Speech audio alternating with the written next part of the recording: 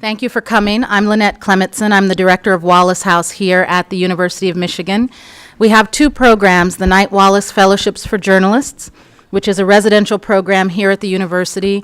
We bring 18 to 20 accomplished journalists here every year for a break from their daily work as journalists and a year of immersive study here at the university. And we have another program, the Livingston Awards for Young Journalists, which is a prestigious journalism award. We give 3 prizes every year, one for excellence in local reporting, one for excellence in national reporting, and one for international reporting. And it's the Livingston Awards that brings us here today. For the past several years, we've been bringing one of the winners of our Livingston Awards here to Ann Arbor to do an event with the Ford School for Public Policy, who are excellent partners for us.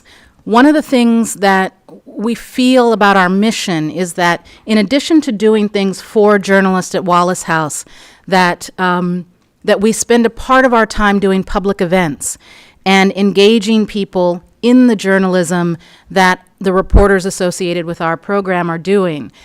In this time when we're being flooded with news and information all the time, and we are a lot of times looking down at our phones, at our tablets, at screens, at cable TV, instead of at one another, that we want to try to create experiences where we're using excellent pieces of journalism to have people pull up and engage in conversations together, oftentimes very difficult conversations, and to really get to the depth and nuance of what reporters are doing. And so we are here today to talk about an issue that is tied to our International Livingston Award winner last year.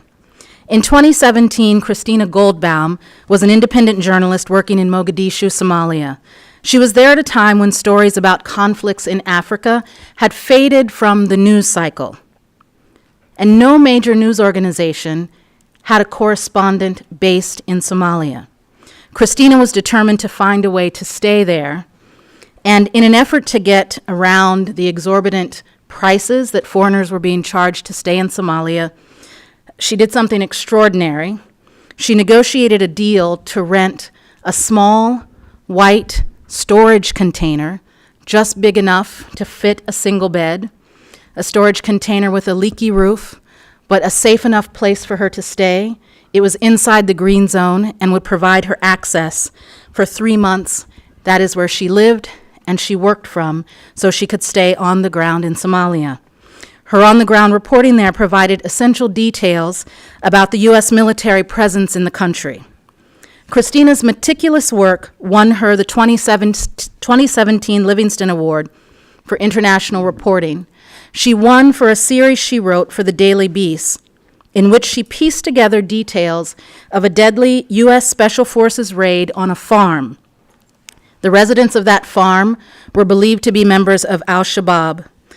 The U.S. defended the attack even after hundreds of Somalis disputed the U.S. account and demanded justice and an official apology from the U.S. for the massacre of 10 innocent civilians that they said were killed by U.S. troops. That raid on August 25th, 2017, became the most controversial operation in the country since the infamous Black Hawk Down incident in 1993.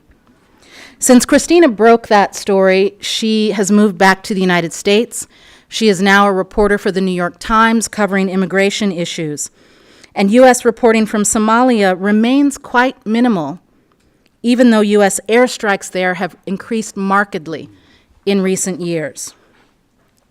Today, we want to step back and discuss U.S. policy in the region and the implications for a policy that's centered more around defense than diplomacy. We'll also talk about what news organizations are covering and what they're missing in the country. And of course, our overarching goal with all of our events is to try to develop a deeper understanding of news stories we read and often don't have a chance to talk about. Our partner today, as I've mentioned, is the Ford School for Public Policy and the Ford School's International Policy Center. So to lead our discussion today, I'm going to turn over the conversation to John Ciorciari. He's director of the International Policy Center here. And we want you to be involved and engaged in this conversation to help people get a grounding in the issues. We had slides running as you were coming in to sit down that just provided some basic facts about our military presence in Somalia. And when you all came in, you should have received question cards. There will be people in the aisles from Wallace House who will be collecting those cards during the event. As you have questions, please write them down. If you just hold your hand up with a card, someone will come and collect it. And this event is also being live streamed today. So for those of you following us via live stream, we ask you to please submit your questions using the hashtag #PolicyTalks. We have Knight Wallace Fellows following the engagement on Twitter. We'll be compiling those questions at the end and make sure we get a good combination of engagement from the room and from live stream. Our Knight Wallace Fellow, Catherine Mackey, will be the person collecting the questions. Kath, if you could just raise a hand. And we'll be posing them to the panel. So with that, I will turn things over to John, and he's going to introduce our panelists and get us going. Thank you for coming today. Thank you very much, Lynette. I'd first like to join you in welcoming Christina here to the Ford School as a Livingston Award winner. And I also have the pleasure of introducing Bronwyn Bruton. Bronwyn is Director of Programs and Studies and also Deputy Director of the Africa Center at the Atlantic Council. She's an internationally known authority on Somalia and the Horn of Africa more generally. You can find her work regularly appearing in publications including Foreign Affairs, New York Times, Foreign Policy, and others. She's also regularly speaking to people like Christina and being quoted in publications like The Times, the International Herald Tribune, BBC, and many others. Bronwyn has lectured at many leading universities, but interestingly also has lectured often to official organizations, including the National Defense University, including the African Command, and other U.S. military organizations.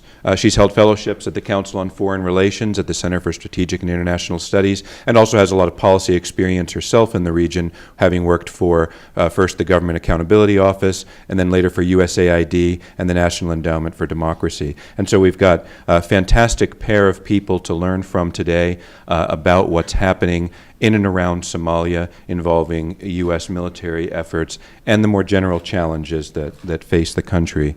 If I may, what I'd like to start by doing, Christina, is to allow you to elaborate a little bit on the story that Lynette referenced that was a basis for your award recipients, and that is to walk us through a little bit what you saw from that little white storage container when you arrived in Somalia as the only Western journalist, and what led you to the fact-finding surrounding your expose, if you will, of the raid on the farm in Somalia.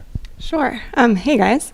So I had been a journalist based in Nairobi for a couple of years when, at the beginning of 2017, I decided to try to base myself in Mogadishu.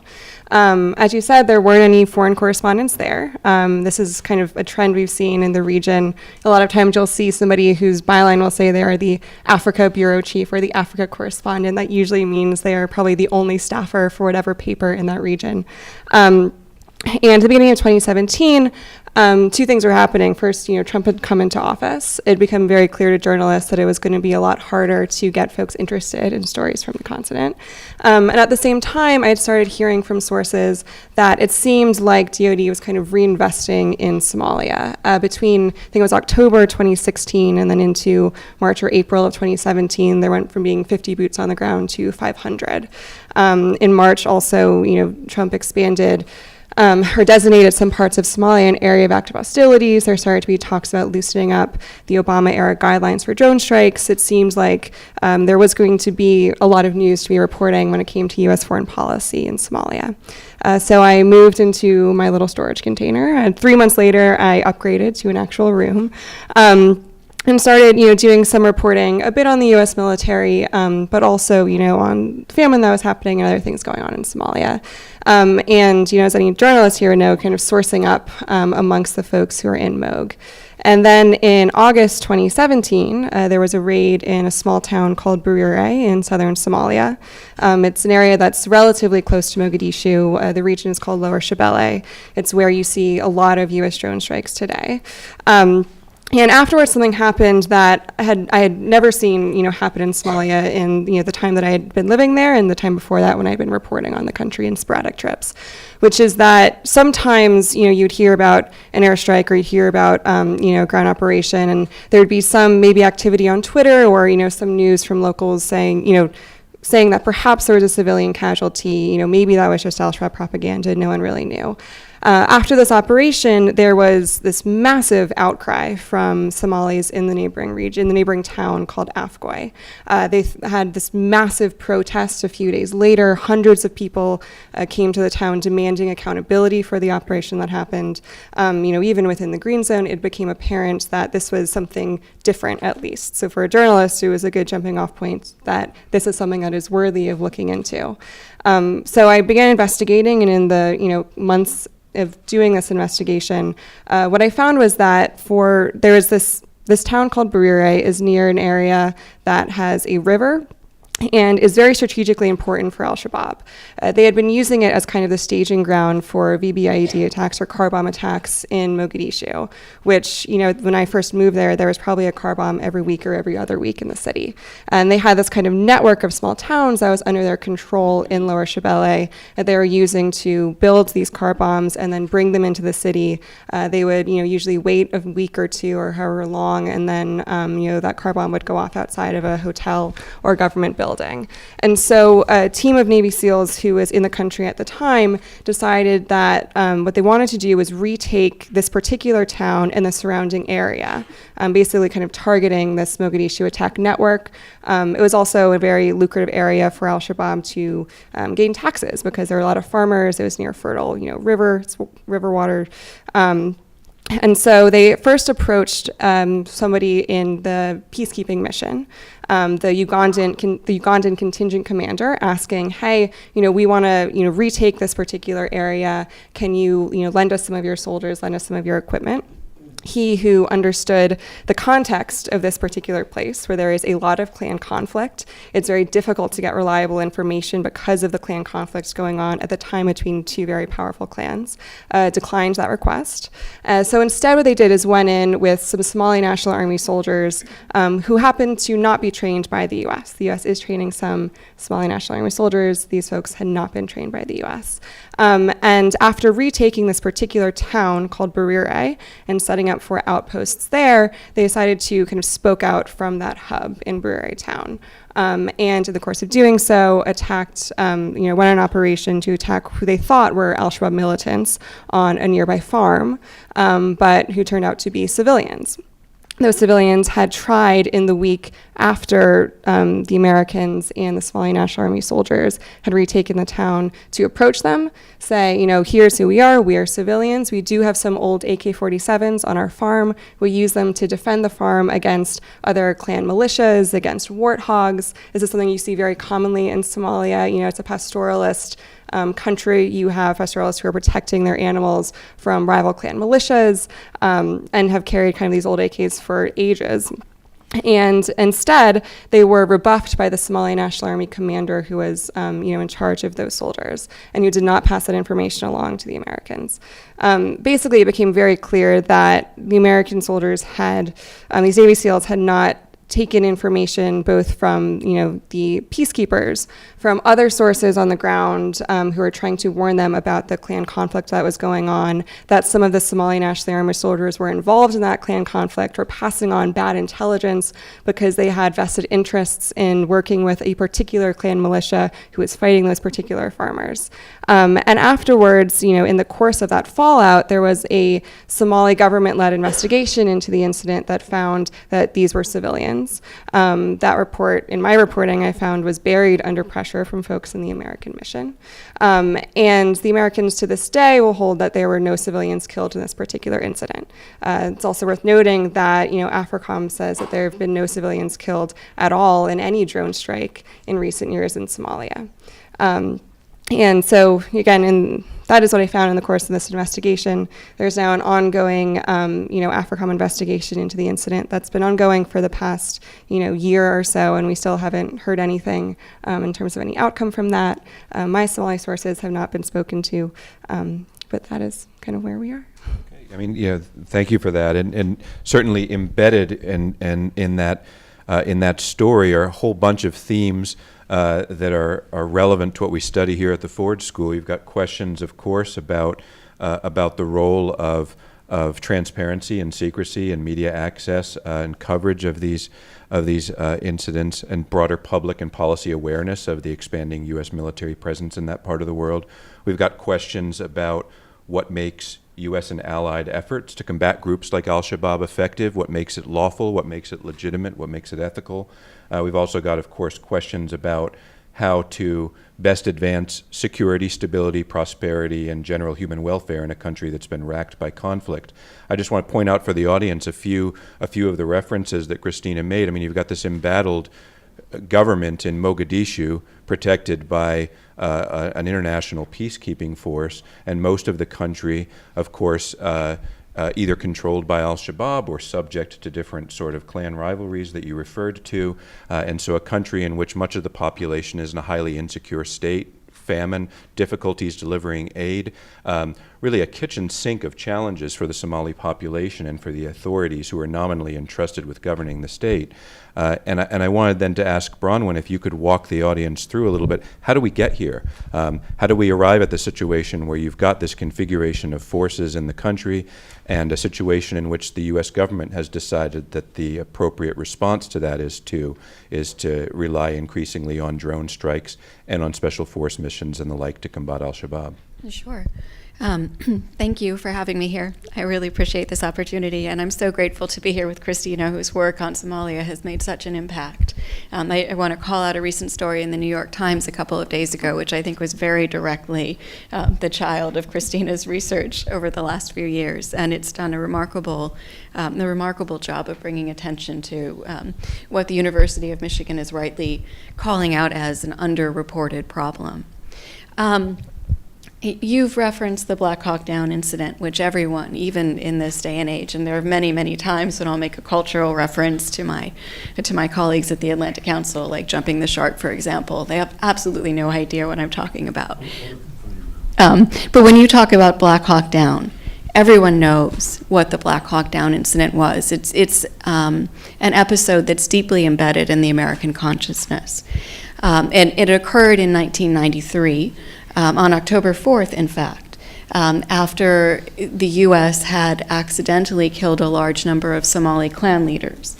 The American public doesn't know about that. It was left out of the movie that was made, probably not surprisingly. But essentially, when a Black Hawk Down helicopter crashed, the Somali people, in their outrage, took out their anger on these soldiers, and they dismembered bodies, and they hung up corpses of soldiers. And it's an imagery that has stayed in the American consciousness. And it's deeply influenced how we've seen Somalia and how we've started to interact with the country. After the terrorist attacks of 9/11, U.S. attention almost immediately turned to Somalia. Because there had been a long, deep fear among U.S. policymakers that its ungoverned space, it had been an anarchy since 1991, would become a host, a security threat to the United States because it would be used by al-Qaeda to launch attacks in the region. In reality, there is very little reason for this fear. There had been many attempts by al-Qaeda over the previous decade to gain a foothold in Somalia, and they had failed quite miserably because the Somalis themselves were simply inhospitable to radical foreign ideologies and to foreigners in general. But the U.S. didn't realize that. And so they tried hard to get together with other regional powers, particularly Kenya and Ethiopia, to create a government for Somalia that could control the territory and reduce the threat that al-Qaeda would find a home there. The effort backfired spectacularly, as one would probably expect nowadays.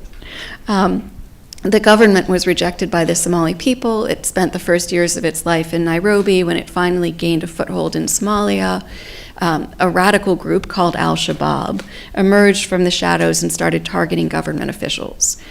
Instead of U.S. policymakers observing this development and saying, this is a backlash, perhaps we should step back, of course they doubled down. And effectively, the CIA began targeting warlords in Mogadishu.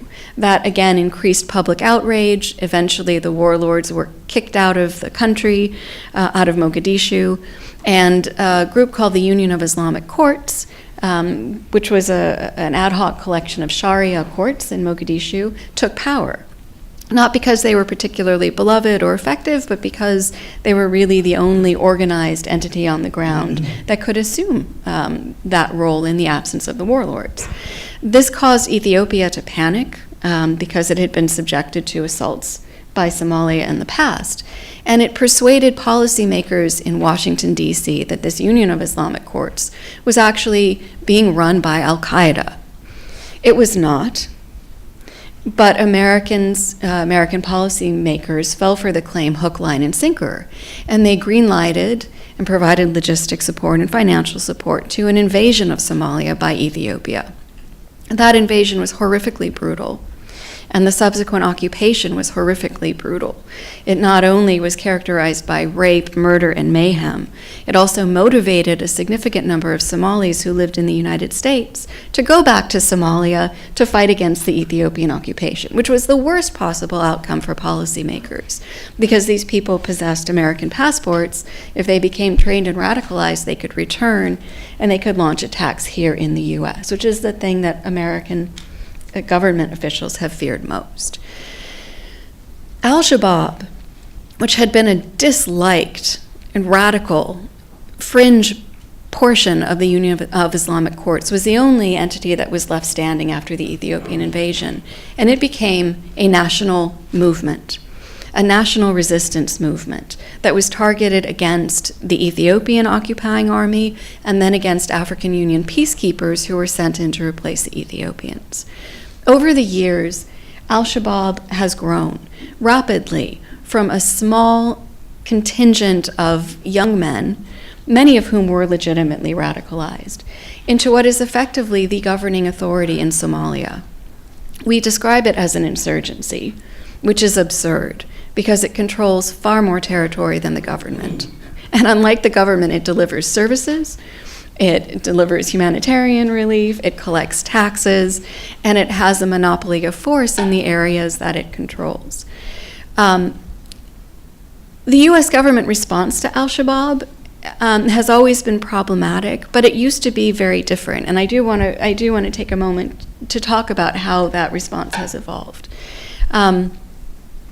On October 4th, the anniversary of the Black Hawk Down incident in 2013, there was a raid on a town called Barawe, a beachfront town in Somalia, which is also an important hub for al-Shabaab. The Navy SEAL Team 6 launched a pre-dawn attack on a compound in an effort to capture an al-Shabaab mastermind named Ikrama. When they reached the compound, they were discovered, there was a firefight, but more significantly, they saw a large number of women and children in the compound. And when they discovered a compound full of women and children, they aborted the mission.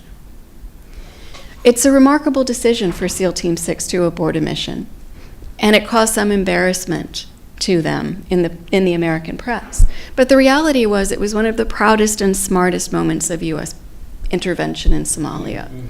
They had excellent reasons for aborting the mission.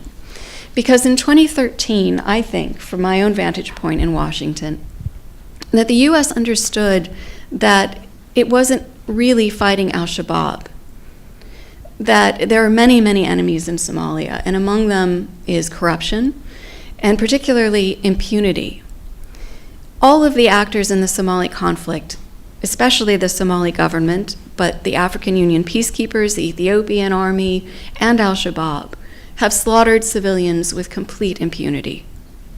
And in 2013, it was the policy of the Obama administration to not behave like the other actors in Somalia, but instead, in an effort to win hearts and minds, to try to rise above and set a different example.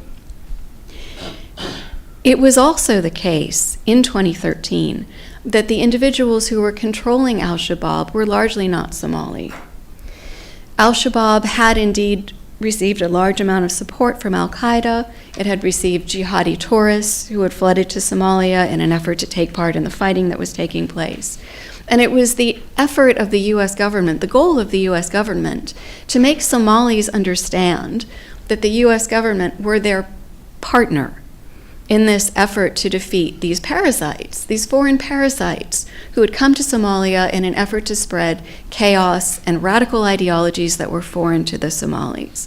It was the policy of the U.S. government not to mow down innocent Somalis as they were pursuing this fight against Al-Qaeda.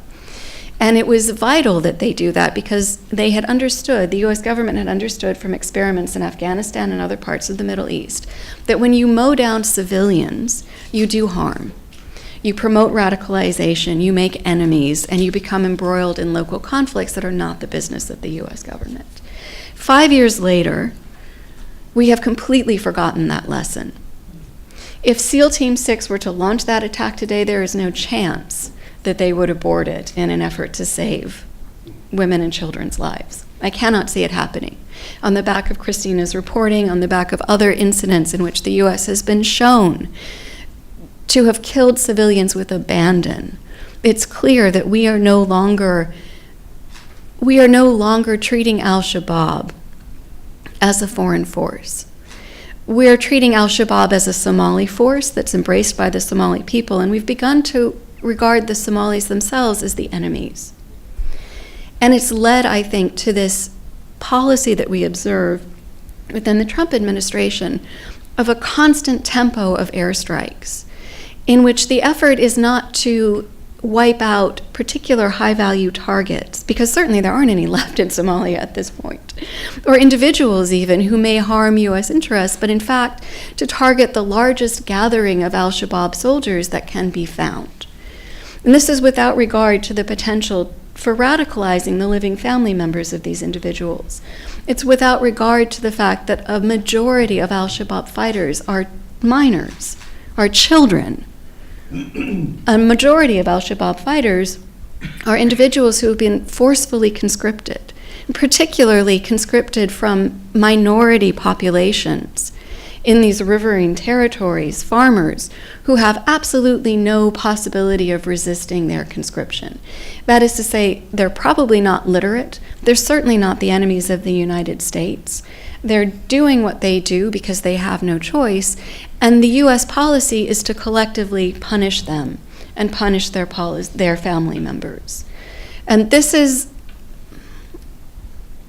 it's hard to explain how particularly horrible this is, but most certainly what it has resulted in is a policy in Somalia that is spinning absolutely out of control, that has no end in sight. The government that the U.S. has backed, unlike Al-Shabaab, which has managed to create a governance model that is fluid and adaptable and will certainly endure long past the lifespan of the Somali government. The U.S. has backed an institution that's had approximately 100,000 soldiers trained for it and has barely 20,000 soldiers that it can call upon in a best-case scenario to defend it. It's a government that's been deemed the most corrupt government in the world. It's a government that cannot control territory and will definitely not survive the withdrawal of peacekeepers, which is frankly imminent. And the response of the U.S. government to this looming catastrophe is not to step back and reinvigorate policy and to negotiate with Al-Shabaab and to come up with strategies that might actually resolve problems of impunity and clan conflict and land reform, but frankly to bomb teenagers. Just to bomb teenagers, and they're getting away with it because no one is paying attention. Thank you both. I want to pick up on this point about the sort of evolution of U.S. policy. Of course, as you referenced, it was a gradual increase of reliance on drone strikes and then an inflection point with Trump's election and an increased frequency of the use of that set of instruments. But I want to ask a more general question about U.S. policy with respect to Somalia, and that is, you go back to 2006, you say, okay, well, the support for the Ethiopian intervention backfired in terms of creating more political space for Al-Shabaab to flourish. But now we've got Al-Shabaab. Al-Shabaab itself, as you mentioned, has been involved in planting car bombs and also committing atrocities against civilians. Many members of the audience have read about the attacks on the mall in Nairobi and other incidents of that kind that go beyond Somalia's borders. Given the fact that al-Shabaab is there and is in fact a de facto governing force in large parts of the country with its own set of dire governance failings, what appropriate role then does U.S. military action play? Are in fact drone strikes weakening al-Shabaab in ways that are useful if they are carried out in a way that is measured and that is in fact targeting senior members of the organization? Would it be more appropriate in your views and your experiences for the United States to pull back and to try to allow Somalia to find its own local political equilibrium? Well, I can speak a little bit to drone strikes. When I was in Somalia, I was doing a little bit of reporting, both from when the U.S. was only targeting, high-value targets to, in the last couple of months, if you look at the press releases from AFRICOM, as Bronwyn said, they're targeting much larger groups of al-Shabaab fighters. So in the time when the U.S. was mostly focusing on high-value targets, I was hearing from recent defectors and others that it had some degree of like a tactical level disruptive effect, where it was making life for the leaders of the organization more difficult.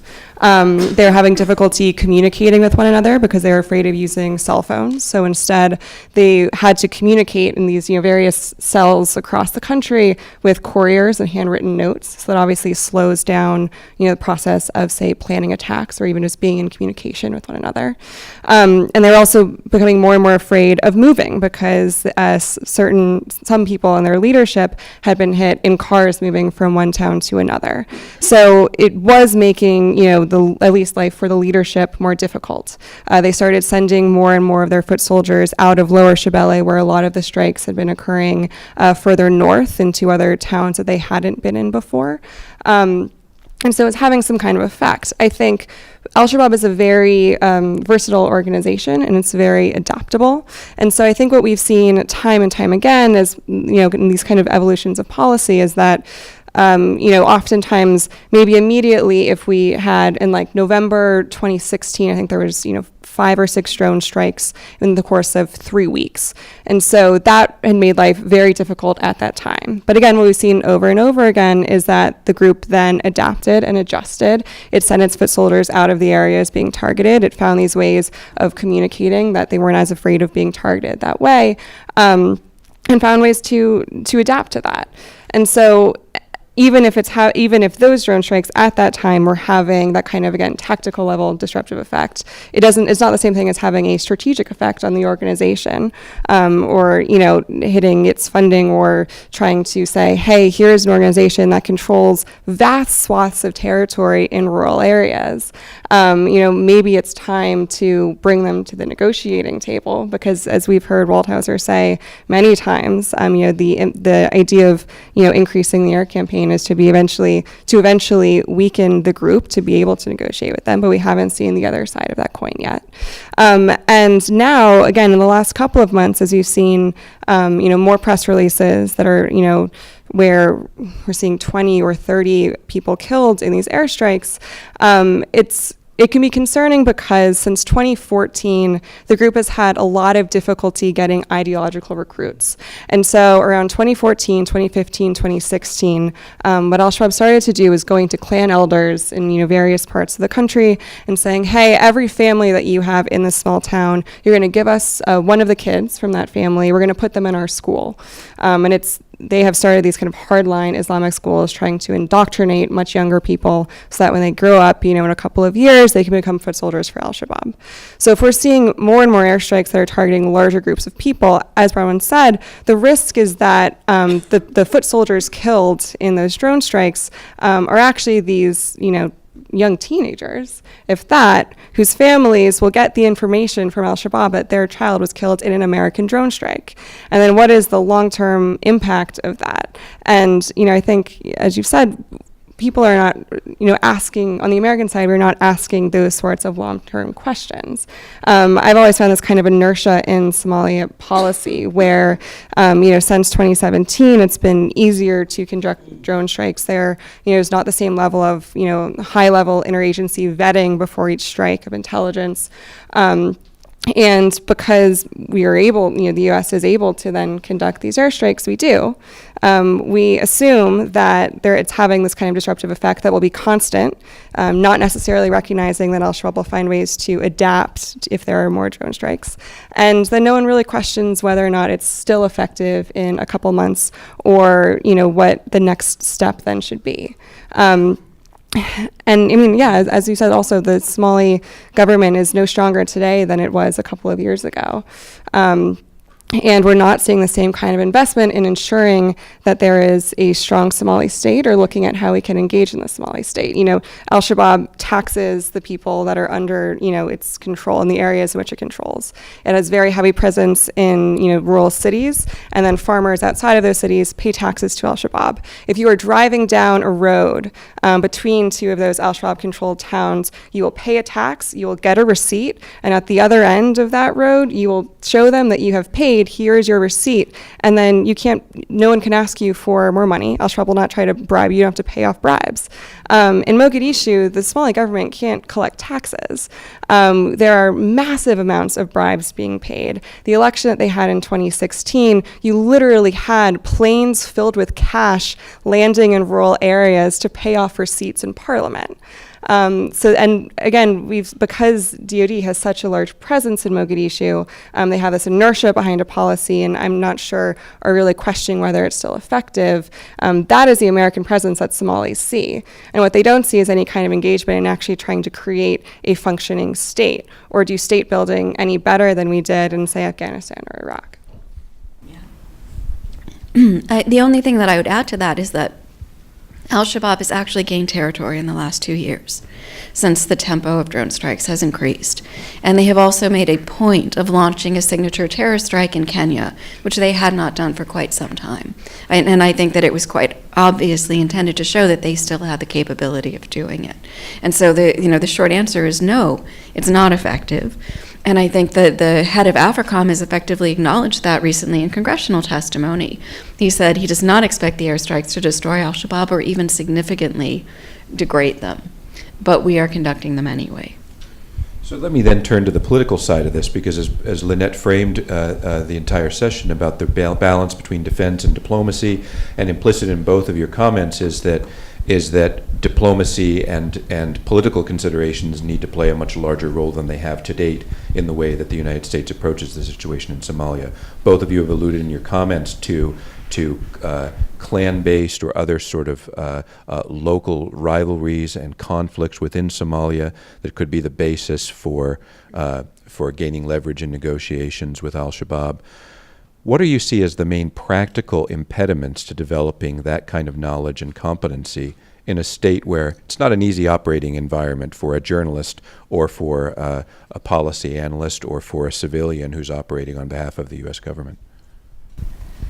I don't even really know where to start. I guess we had talked about this earlier. I mean, even just generally, I think the State Department has had a difficult time in the last 20 years. In the last 2.5 years, that's certainly been the case as well. In Somalia, you saw, like in other parts of the world, this kind of mass exodus of the folks who have been working at state and really knew Somalia well, who felt very disempowered. And so the reason they felt disempowered, I should say, is that you would have these meetings in Mogadishu where they would happen at Villa Somalia, which is the presidential palace. And because folks in the State Department didn't have the resources or security capacity to actually travel and be there, it meant that they weren't in the room when conversations between the president, the prime minister, and folks at DoD were having about state building. And so individually, a lot of really great folks decided to leave.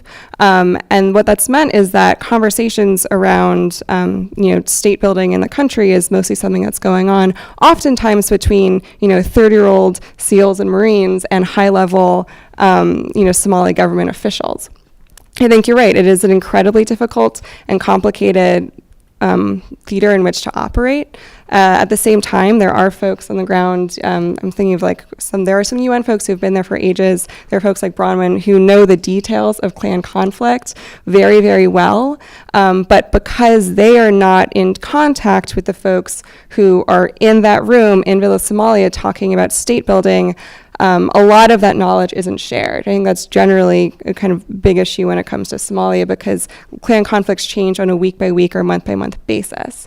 And really, the only actor in the country that's figured out how to leverage that into creating any kind of peace is al-Shabaab. They operate on Klan conflict. They utilize Klan conflict to gain, the allegiances of certain clans, and can recognize the fluidity of how those alliances change.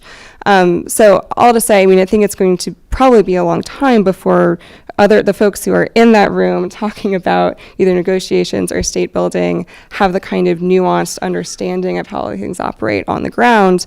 And we're not really seeing much of an effort right now, or kind of political buy-in to actually begin to have that conversation.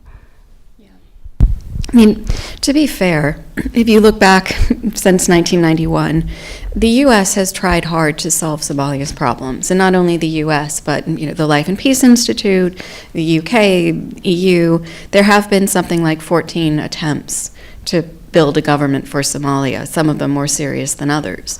And there have been fairly serious efforts to come up with a formula, like the 4.5 formula, for example, that allocates power among the clans. Nothing has worked. And if I were giving advice to U.S. policymakers, what I would say is that the U.S. is not the right partner to be trying to build a government in Somalia, or even to be doing conflict resolution in Somalia.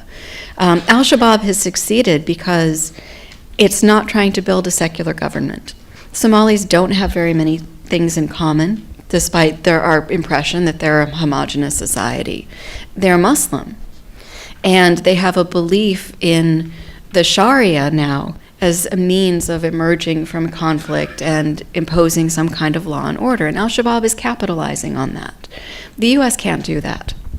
And when the U.S. tries to build a government, what we do is we have basically ministries in a box that are completely uniform, and we go and we unpackage them, and they look exactly the same.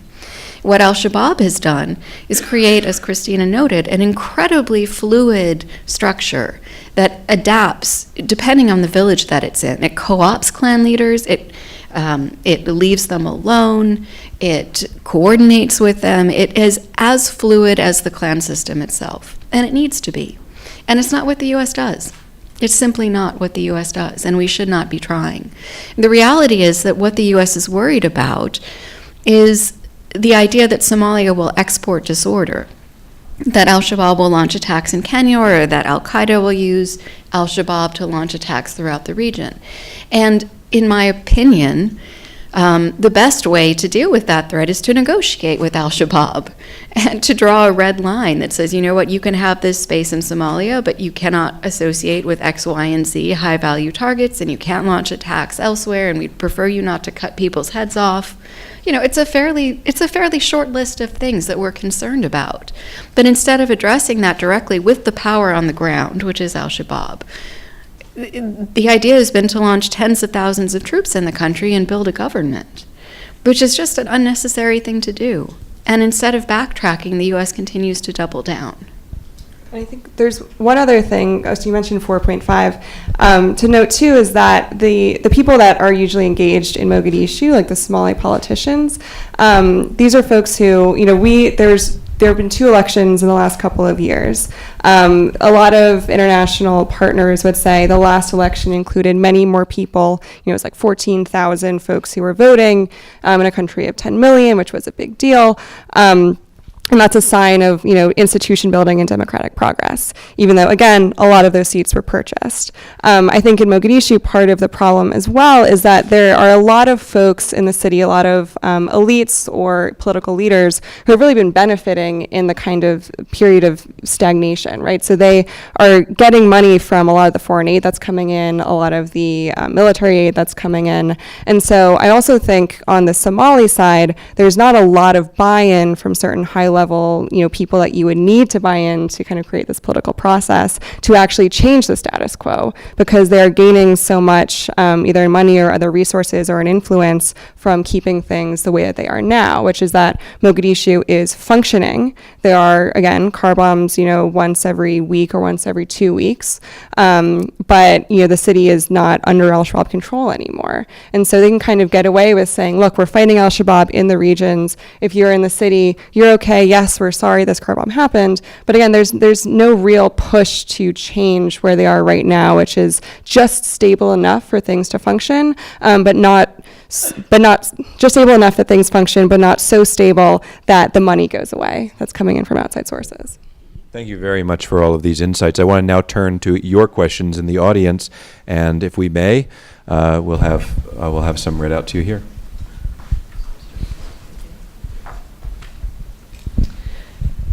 Hello, hi. I just want to start with one from the audience. Do you really think that it's practical to negotiate with al-Shabaab? It says because the set of beliefs of these people forbid them from any compromise. And the question goes on to use the analogy of the US and the Taliban in Afghanistan, which may drive many moderate Afghans from the country. So back to the question, do you really think that it's practical to negotiate with al-Shabaab? Nobody has a crystal ball, obviously, but I would say Somalia is not Afghanistan. One of the things that has characterized al-Shabaab is the willingness of its members, even allegedly the most ideologically driven members, to switch sides if it's in their interest to do so. The head of the Kenyan contingent in Jubaland is actually Ahmed Madobe, who was believed to be one of the most hardline al-Shabaab members. He supported al-Qaeda in the 90s. He was proud of his engagement with al-Qaeda, but he very happily went over to the Kenyan side when he had an opportunity to do so. Many of these individuals are highly pragmatic. There is no doubt that some of them are not, and that certainly it will have to continue to be a goal of U.S. policy to weed out and deal with people who are true believers.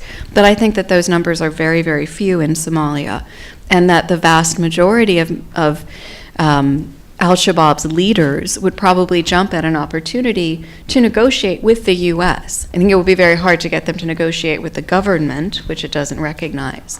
But it's key at this point to understand that the U.S. cannot maintain the strategy that it has currently. AMISOM, the African Union peacekeeping force, is not going to stay in the country. They are on a ticking clock. Uganda is threatening to withdraw now.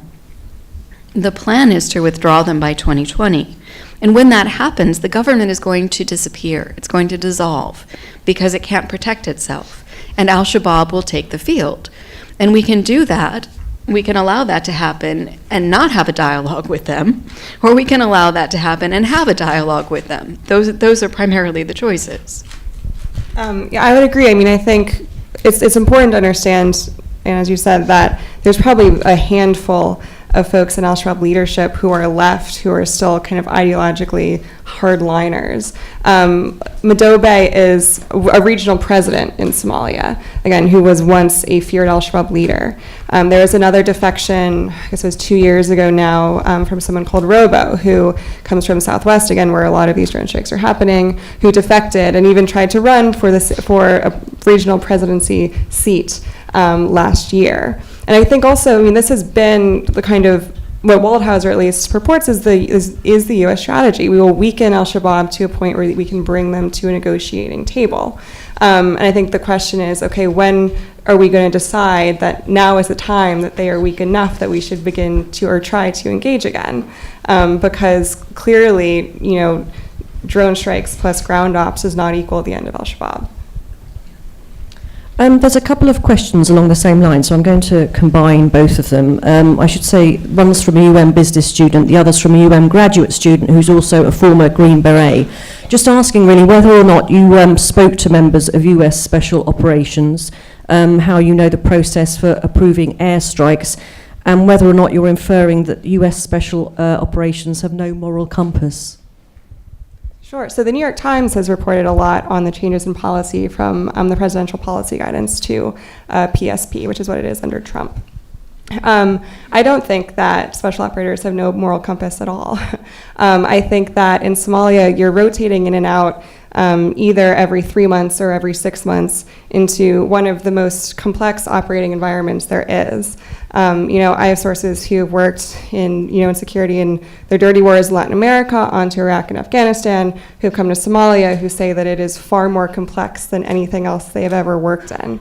And there's very little process of handover when you folks come in, other than these kind of small group of defense contractors who have been there for a couple of years at least, and know the details of certain areas very well. But when it comes to kind of, again, looking at the long term of what happens in 5 or 10 years, if you try to retake this particular area, it gets a lot more complicated.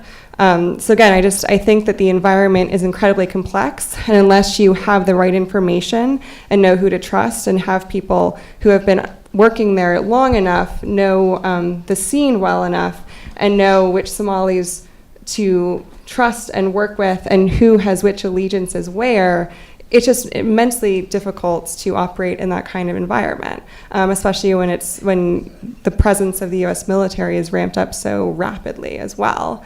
And that's kind of brushing on the surface of some of the complications of working there. So I think, to get to the moral compass issue, yes, I think people have a moral compass. But again, if you're not given the right information and you're not working with the right people and not set up for success, I think it's unsurprising then that some of these ground ops are unsuccessful. I just want to point out, too, it's not only special forces. This is a significant problem in Somalia. It's that special forces are conducting strikes. The CIA is conducting strikes. Our Kenyan partners are conducting strikes. It's possible that people from CJTF-HOA and AFRICOM are also in the mix.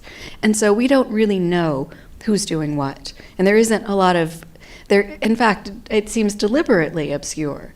And so part of the problem is that it's very likely that even the security actors within the U.S. government are not coordinating with each other. And it's effectively a free-for-all. It really feels like a free-for-all. There is no interagency coordination process by which the CIA will communicate with SOCOM and say, hey, we're planning to hit X, Y, and Z. And SOCOM says, oh, well, we're planning to hit A, B, and C, so maybe we should pace it out. They're just doing it. And I have to say, I fully agree with Christina, and I personally have worked with SOCOM. I've written for the Joint Special Operations University. I have a great respect for them. But there is a problem that I hear about repeatedly, which is that many of these soldiers that are stationed in Mogadishu are bored, like desperately bored, and they're stuck in barracks, and it leads them to be adventurous, to be more adventurous than they should, and it aggravates what's always been a kind of a cowboy attitude about Somalia. And I do think that that is leading to risks and decisions that would not be made in another theater. I think that brings us on really to the next set of questions, which are looking at the future. Bronwyn, you said that the US is not the right partner to state build in Somalia, and you mentioned there have been other attempts, even by the EU, to perform this task. So who do you think is the right partner for Somalia to negotiate with al-Shabaab, and should we be looking at an international coalition? In my opinion, no. My view is that the Somali people are the only ones who can resolve Somalia's problems. Somalia has been the least threatening to the U.S. and has been the most successful at times when the international community has turned its back on the country. In the late 1990s, for example, in the early 2000s, there was significant progress at a grassroots level on peace building. There were no major incidents in terms of civil warfare. The reality is that the Somalis need to, village by village, resolve their differences, and they're the only ones who can do it. And I primarily see the role of the international community as staying out of the way. I don't know that I represent an international consensus in saying that. But if I had to pick a partner for Somalia, I personally would look to the Gulf states, because the Gulf states have long historical ties to the region and strong trading relationships with the region. And they're far better positioned to understand the kind of relationships that Christina has been talking about. And they're far better positioned to deal with the Somalis without the ideological baggage that the Americans bring because of our fear of Islam. Christina, there's a question here for you. What kind of security concerns did you face as an American journalist working in Somalia, and how were you received by US forces? All kinds of security concerns. It's a really difficult place to operate. I think that's part of, other than the expensiveness of it. I mean, again, if you're looking at a hotel in the green zone or, in town that is safe, it's at least $100 to $150 a night. Security, if you are paying for, proper security, is $1,500 a day. Part of the reason when we're talking about oversight in Somalia and accountability, part of the reason there isn't more reporting in the country is that reason exactly, because for both human rights investigators and journalists, it can be incredibly expensive. I, again, had been there a couple of times before I decided to move there, so I had a sense of the country. I'd reported there before. I'd worked with different fixers. I ended up working with an incredible fixer who kind of helped me build out a network of folks that essentially, like, every morning when I was trying to figure out, who I was meeting with, where we were going to meet, and how we were going to get there, it was always a conversation about, okay, can we meet them close enough to the green zone, because there's a couple blocks, from the green zone that are still pretty safe. Can we meet them there, because then we can take a normal car and that gets transport out of the way. If not, if we have to go further, whose armored vehicle or security team can we use to get there? I was always dressed, in a full abaya, everything, and if, we ever ended up in a hotel that was a bit outside the green zone and we weren't sure of people around us, I would be the nice Turkish lady who was very, well received and wouldn't say anything, and that's kind of how I operated. But it's a concern that when I was there was a German nurse who was working with ICRC who was kidnapped. Again, car bombs were always a concern. You usually have meetings with folks, especially Somali politicians, in these big hotels in the city that are often the targets of car bombs and complex attacks. So it was very concerning. How was I received by the U.S. And the U.S. mission? I don't like to talk about sourcing for obvious reasons. There are some people who were great to speak with and were very understanding that the country and all of the actors, that's the U.S., Gulf states, the Brits, the EU, there's so many international actors in the country, needed some kind of accountability, and so they helped me out a lot, and I'm very grateful for that. And others, obviously, after some of my reporting came out, were not as happy with me, but that's usually the role of being a journalist. Can I interject another question about this security, alternatives to the current security architecture in the country? As both of you have mentioned, tremendous corruption in the government. And therefore an investment in the status quo on those who are reaping the rewards of siphoning off aid, and also pent-up hostilities among certain groups, given the sort of locking in of certain correlations of forces in the country connected to the U.S. military presence.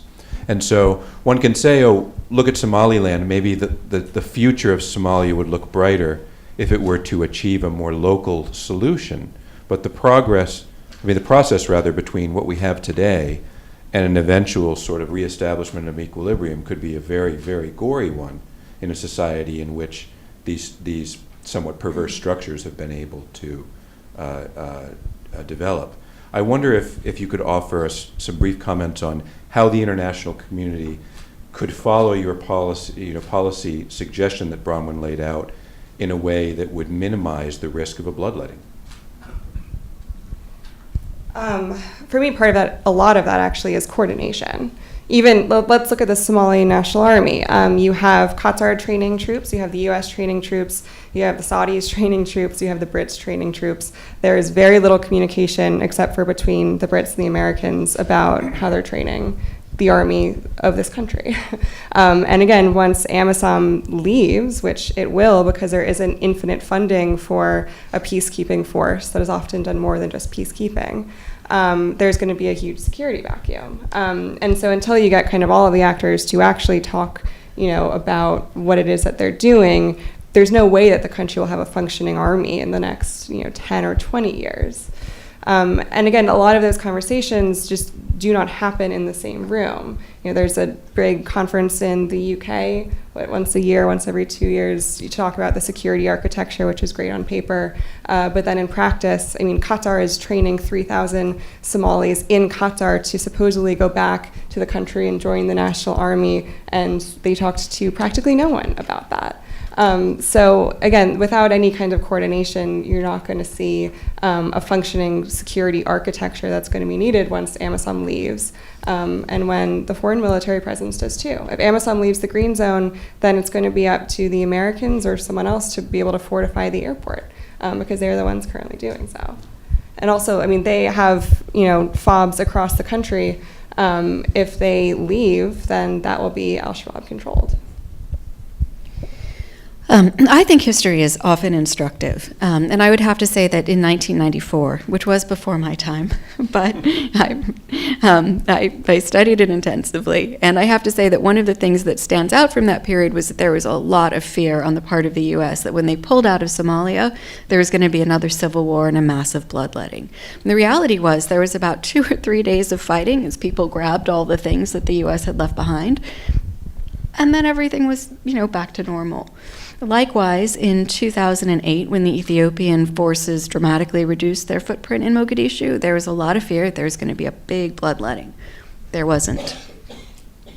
I really feel that if the African Union peacekeepers were not in Mogadishu and if the government had collapsed, there isn't very much for al-Shabaab to target. So you don't really know what they would be fighting over.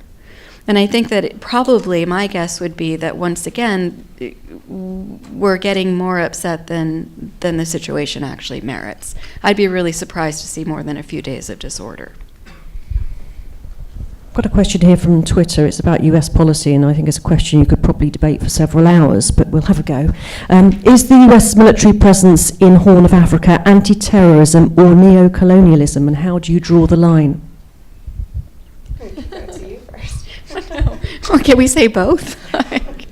Yeah, I don't know how to characterize the U.S. presence in Somalia because I'm always bewildered by it. My view is that I don't understand why we're there. I've always felt that way, and I think it's fear-driven, and I don't really know how to characterize it any other way except just driven by a fear that the U.S. has had of Somalia since 1993. And I'm sorry to dodge it. But I'm going to have to dodge it. Probably going to do the same. And I think the U.S. presence in Somalia is interesting in part because the only international attacks other than one in Uganda that al-Shabaab has carried out was in Kenya. There were 3. There was the Westgate Mall attack. There was an attack on a university, and then there was the latest attack a few weeks ago. And the only reason that those international attacks happened is because both Kenya and Uganda are part of AMISOM, are part of the peacekeeping mission, which is why they're a target of al-Shabaab. I think I used to joke with Somali friends that Somalis are very nationalistic in a way, despite the clan conflict. And a lot of my Somali friends would say that Somalis are very proud. They think that they are the best country in the universe, not even just in the Horn of Africa. And that kind of joking, we're joking about that ideology, but in a way I think that's infiltrated into the Shabaab as well. In that the Shabaab has to my knowledge, I think to most people who study the organization, no desire to carry out an attack on U.S. soil. I think that fear tends to come from the idea that there is a large Somali American community in the U.S., and that what would happen if some of those Somalis who had been resettled here went back, joined al-Shabaab, and then came back to the U.S. And carried out a terrorist attack in the country. A lot of the American Somalis, or there weren't that many of them, but the few who went to join al-Shabaab were treated terribly. They were constantly watched.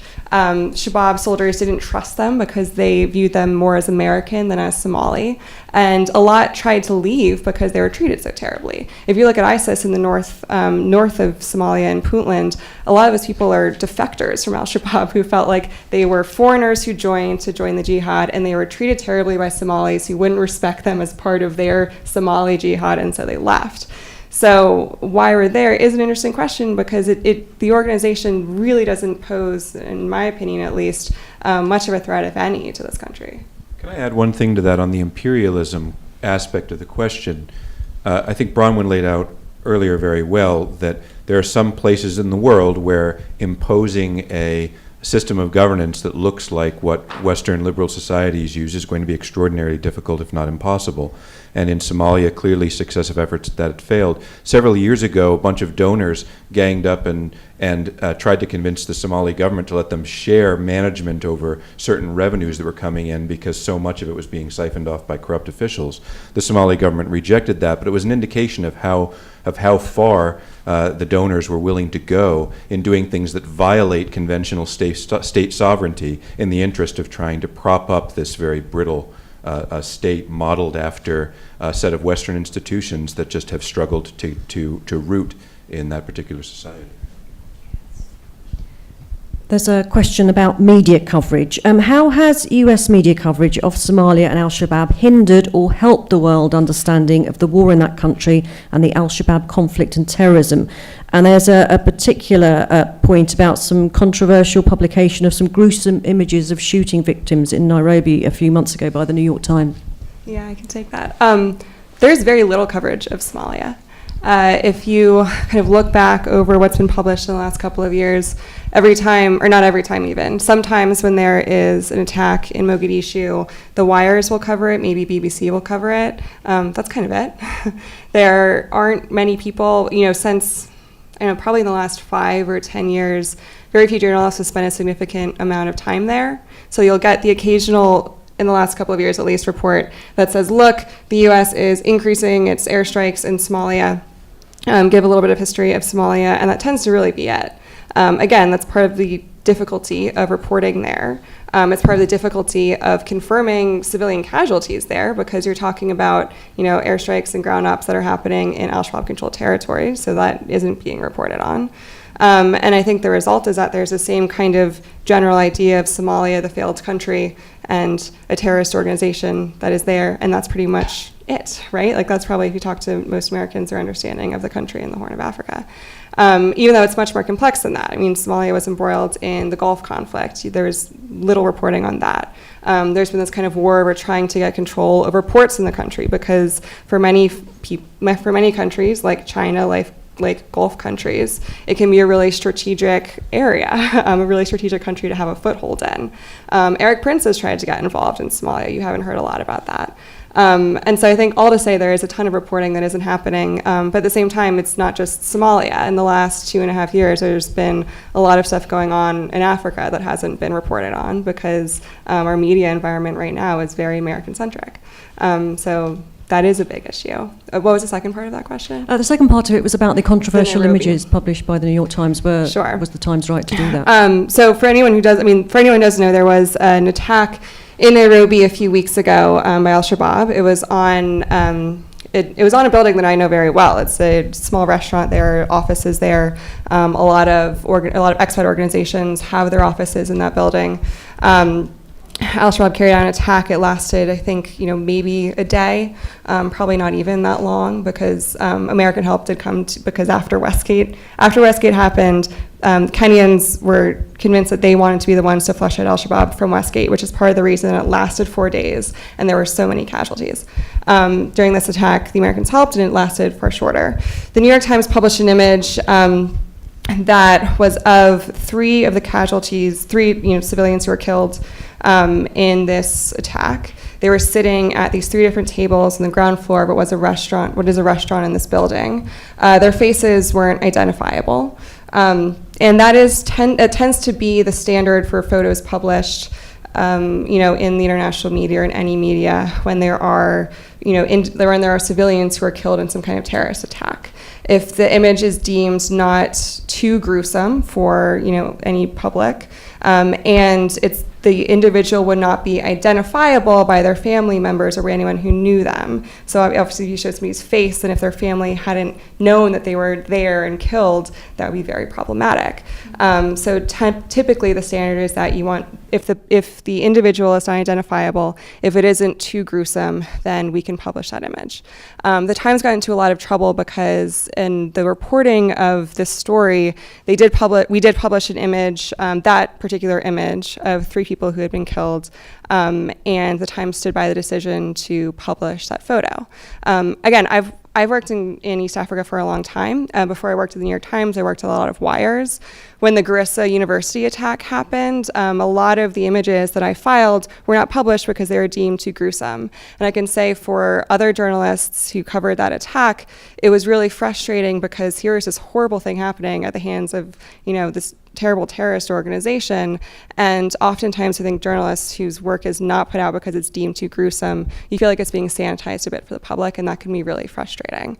Again, the Times decided to publish that photo. It does adhere to the standards of what we usually go with. And when a lot of the feedback came back that you wouldn't publish the same kind of image if it was an image, from a school shooting in the US, I think what folks maybe don't understand is that in a place like Kenya, if there's an ongoing terrorist attack, as a photographer, you can get into that building. The Kenyan police force, the Kenyan military who's there will let you in to photograph. You can get that image, and then your editors can decide whether or not it's appropriate to publish. In the US, that obviously doesn't happen. So that photo typically would not be taken. And in the few examples where something like that has been, like in the Las Vegas shooting, the Times at least has published those images as well.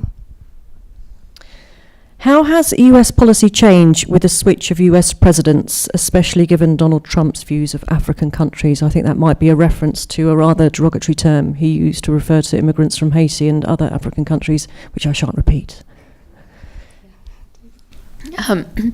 I think in this time of deep polarization in the U.S., it's really important to point out that there's been a remarkable consistency in the policy, from starting with Bush, carrying through Obama, and now to the Trump administration. This plan of creating a government for Somalia, backing the government, treating al-Shabaab as a pariah organization that cannot be negotiated with, this is all standard fare. Donald Trump did not create this policy by any stretch of the imagination. And also, to be fair, it was President Obama who dramatically increased the rate of airstrikes in Somalia several years ago. He was extensively criticized for doing it. What I would say is that the Trump administration has loosened the rules of engagement, and as I mentioned earlier, does not seem to be hesitating to strike civilians as collateral damage. Do you have a different view, Christina? No, I would agree. I think, as one person described it to me, it's been like from having two hands tied behind your back to having one hand tied behind your back. So there is, still a degree of restraint. You could say, Somalia is not, the Middle East. But yeah, I think this has been a pretty consistent change that we've seen, or a pretty consistent policy that we've seen from the Bush administration. It's just when you now have one hand not tied behind your back, that's when we've seen this kind of massive increase in both airstrikes and ground ops. Thanks. We have time for one more question. So I guess this looks to the future as well. Given the vast humanitarian crisis occurring in Somalia, should the US just leave it to the Somalians or their Arab partners to address? That's an interesting question. I think it's difficult right now, I would say, because Somalia has become, the Somali government and security forces have become increasingly dependent upon US support. So it's hard for me right now to imagine a scenario in which the US completely pulls out all of its resources. Even in like the most practical of ways, where when you have folks on advise and assist missions, if you didn't have an American helicopter, the Somali National Army or Danab, the special forces that the Americans are training, would not be able to carry out that operation. So it's become so entangled now that I find it really difficult to even imagine a scenario in which the U.S. can leave and you still have at least a functioning army if you're looking at the kind of basis of what provides for a functioning state. At the same time, as you said, Gulf countries understand Somalia far more. They have been involved in the country for a long time. It's been complicated given the Gulf crisis, but I think if you talk to a lot of Somali politicians, they would say that they have very strong partners in the Saudis and in Qatar and in countries that there is this kind of greater degree of inherent trust. I think that if we ever get to a point where Somali citizens and Somali politicians are so wary of the Americans, then then yeah, it could be a good strategy to just leave completely. But also, again, practically right now, you have a Somali president who's also an American citizen. And that's, I think a lot of people have pointed to that as part of the reason that we've seen these very close ties between the current government and the Americans as well. I really think it's important to emphasize here it's something that Christina mentioned earlier, which is that when you drive from one Shabab-controlled town to another, you get a receipt from one person, and you show it at the end, and that's it, you're done. There's no corruption, there's no bribery. And the same holds true for humanitarian relief. Al-Shabaab has frequently cooperated with the U.S. or with the United Nations in the distribution of humanitarian relief, and when it has, it's generally worked much better than the coordination with the Somali government. I've heard story on story from UN security officers who have worked with the then transitional federal government or Somalia government to deliver food. And as soon as the truck comes up, basically they describe hordes of Somalis descending on them, the Somali soldiers firing in the air to prevent them from running off with everything, Somali soldiers stealing the humanitarian relief. And conversely, describing experiences with al-Shabaab, where they go up to the town, people are waiting in a line, there's 2 Shabaab soldiers there, they're not armed, and everybody goes up one at a time to take exactly their allotment and then go home. And so we should not be thinking about this situation as an either-or. Again, it's really the refusal of the Americans in particular, but the UN and the EU and the international coalition in general, to refuse to regard al-Shabaab as a potential partner, as an organization whose worst tendencies could potentially be mitigated through collaboration with the international community, instead of a pariah organization that's basically out to get the United States, which I think we know is not the case. With there, we're going to bring it to a close, and I just want to thank Bronwyn and Christina and John for an excellent job moderating a really complex conversation. And I think there are probably a lot of people in this room who are here because you follow international news. And I think it was so refreshing today to spend this much time on a topic that we may see a couple of columns every few months in a newspaper about, and then not much else. And Christina, I think, mentioned, our coverage here in the United States, and I think Kath would say the same about England right now, is very domestic. And not even domestic. Our coverage in the United States is very Washington-centric, and it's very focused on a couple of people in a couple of buildings in Washington. And so to be able to pull out and have this kind of substantive conversation about something that we should understand, because as Christina and Bronwyn point out so well, there are real long-term effects of how we handle this situation over the coming years. And I just want to thank you for a very wonderful conversation, and for you, the audience, both in the room and for the people following on Twitter, for very thoughtful questions. I think we'll have some time afterward for a little bit of conversation here up front in the room, but I want to focus on ending on time. And I think some of you that are here we see frequently at our Wallace House events. And so I want to thank you for coming out for these sorts of conversations that are rooted in journalism and that really take seriously depth and reporting and facts and nuance. And our partnership with the Ford School is so important to us. And we do hold this event every year where we bring a Livingston winner here and pair with policy experts at the Ford School. And so I hope that we will see you, even if you came today because this is your topical interest, that we'll see you in future years for this annual event. I also want to remind you about some upcoming Wallace House events. Next week, next Tuesday, March 19th, we will be at Rackham Auditorium on a very different topic. Ronan Farrow and Ken Aletta of The New Yorker are coming for an event called The Weinstein Effect, Breaking the Stories That Spurred a Movement.